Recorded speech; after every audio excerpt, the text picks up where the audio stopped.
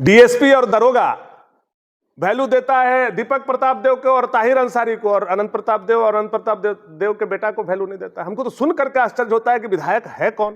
Block में आप चले जाइए, देखिए किस तरह से लूट भ्रष्टाचार बचा हुआ है, बिना कमीशन का कोई काम नहीं हो रहा है। बालू में पूरा तरह से विधायक का परिवार इन्वॉल्व होकर के बालू को सोन नदी से और कन्हर से और पंडा से उठा करके बेचने में लगा। जो नगर उटारी में बालू आज 1 साल पहले 2500 3000 रुपये ट्रैक्टर मिलता था, आज 5000 6000 रुपये ट्रैक्टर मिल रहा है।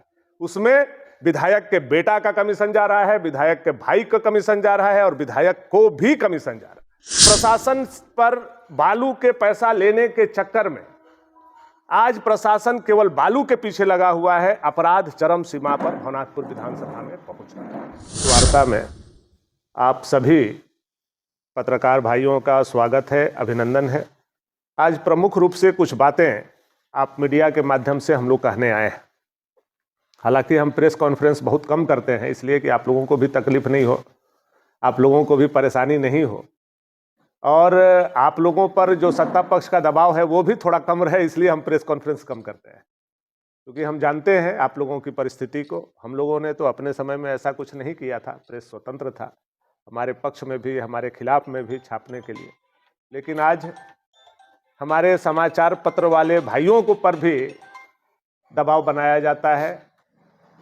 ये बात आपने क्यों छाप दी, ये बात आपको कहाँ से मिला, ऐसा आपने क्यों कर दिया।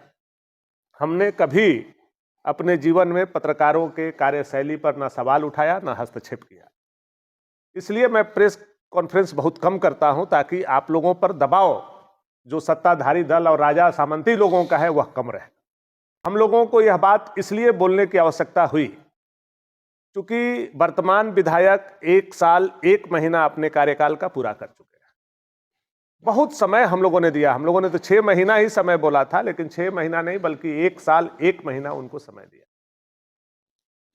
और 1 साल 1 महीना के बाद आज हम यहां आए हैं तो यह बताने आए हैं कि वर्तमान जो क्षेत्रीय विधायक यहां की जनता ने चुनी है, उनको जवाबदेही और जिम्मेवारी दी है, वो पूरे 1 साल 1 महीने में भवनाथपुर विधानसभा में एक भी योजना जो एक विधायक के स्तर का हो, जो राज्य सरकार से विधायक पास करा करके लाता हो, 1 फुटी कौड़ी का भी योजना अभी तक अनंत प्रताप देव ने जमीन पर उतारने का काम नहीं किया है। का शिलान्यास कर रहे हैं। कुछ प्रमाण के तौर पर मैं आप लोगों के पास, वैसे तो दस्तावेज मेरे पास सब है, अभी ये पोथी खुलना बाकी है, इसको रख दे रहे हैं। आप लोगों को समय समय पर मटेरियल हम देते रहेंगे। अनंत प्रताप देव ने अभी तक पूरे 1 साल 1 महीना में एक पीडब्ल्यूडी रोड का शिलान्यास किया, मरम्मती का। वह पीडब्ल्यूडी रोड था भवनाथपुर से केतार।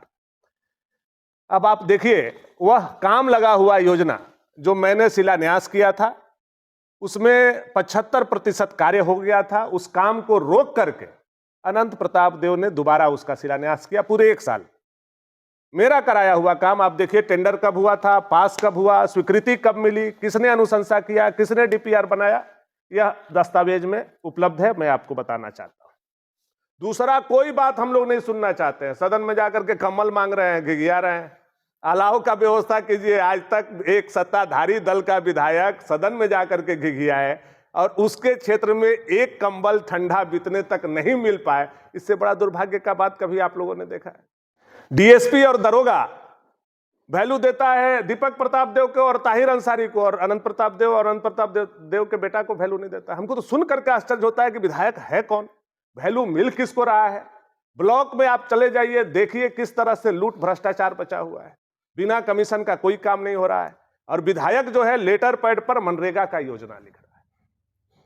विधायक जो है नगर पंचायत क्षेत्र में पड़ने वाला 10 लाख 5 लाख रुपया योजना का शिलान्यास कर रहा है। मैं इतने दिन तक विधायक रहा, हम लोगों का जो 10% मिलता था सांसद और विधायक को, मैं केवल उसका शिलान्यास नगर पंचायत क्षेत्र में करता था। कभी भी नगर पंचायत क्षेत्र के अतिक्रमण मैंने नहीं किया। लेकिन 15वें वित्त का, जिला परिषद का, नगर पंचायत का, मनरेगा का पूरे देश में अगर कोई शिलान्यास करने वाला विधायक होगा तो वह नालायक विधायक केवल और केवल अनंत प्रताप, जिसका कोई काम अपना नहीं है। 1 साल में 1 रुपया का काम नहीं किए। 15वां वित्त, मनरेगा और तरह तरह की जो योजनाएं हैं, जो पंचायती राज के प्रतिनिधि हैं, उनका हक मार करके ये आदमी शिलान्यास कर। मैं आप लोगों के माध्यम से यही कहने आया हूं कि इस क्षेत्र में जहां विकास कार्य रुका हुआ है, वहीं भ्रष्टाचार चरम पर है। वहीं बालू में पूरा तरह से विधायक का परिवार इन्वॉल्व होकर के बालू को सोन नदी से और कन्हर से और पंडा से उठा करके बेचने में लगा। इसके कई कई परिणाम है। अगर आप लोग कहिएगा, आप लोग हमारे साथ खड़ा रहिएगा, तो हम रात को खड़ा रहने के लिए तैयार हैं। और हम जब पकड़ेंगे तो देखिएगा कि कौन आता है, किसका टिपर पकड़ाता है, किसका ट्रैक्टर पकड़ाता है। हम वो भी कर सकते हैं, लेकिन हम जनता को यह बताना चाहते हैं कि कभी भी ऐसी स्थिति भवनाथपुर में नहीं आई थी जैसा स्थिति इन 15 सालों में मात्र 1 साल में जनता को गुजरना। जो नगर उटारी में बालू आज 1 साल पहले 2500 3000 रुपये ट्रैक्टर मिलता था, आज 5000 6000 रुपये ट्रैक्टर मिल रहा है।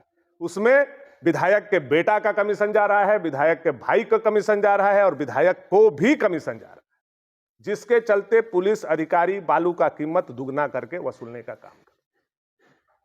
तीसरी बात, यह प्रशासन पर बालू के पैसा लेने के चक्कर में आज प्रशासन केवल बालू के पीछे लगा हुआ है। अपराध चरम सीमा पर भवनाथपुर विधानसभा में पहुंच रहा है, चरम सीमा पर।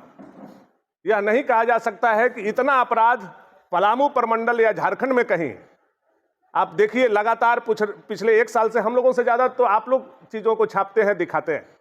कोई ऐसा छोटा कस्बा और शहर नहीं बचा है जहां चोरी और डकैती नहीं हो रही।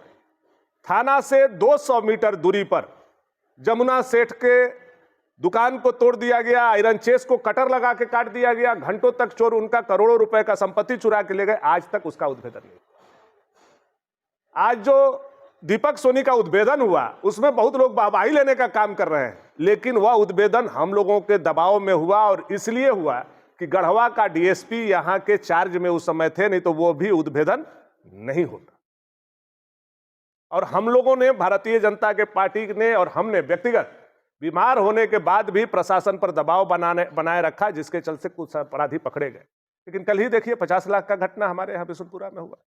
तो प्रशासन का तंत्र इसलिए विफल है क्योंकि यहाँ का जनप्रतिनिधि विफल है। यहाँ का जनप्रतिनिधि इसलिए विफल है कि वो अपने भाई, अपने बेटा और अपने राइट हैंड हत्यारा ताहिर अंसारी को पैसा कमाने के लिए लगे हुए हैं। उनको जनता से कोई माने मतलब नहीं है।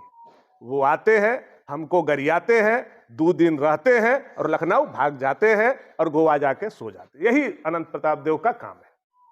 हम अनंत जी से कहेंगे, अनंत जी अभी 1 साल बीता है, 4 साल बाकी है।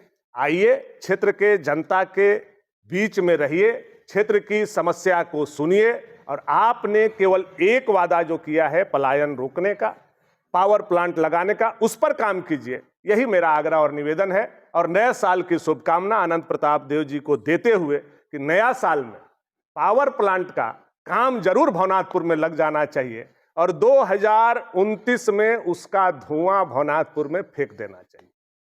अगर 2029 में पावर प्लांट का धुआं फेंक दिया तो भानु प्रताप शाही 2029 का चुनाव भवनाथपुर से नहीं लड़ेंगे।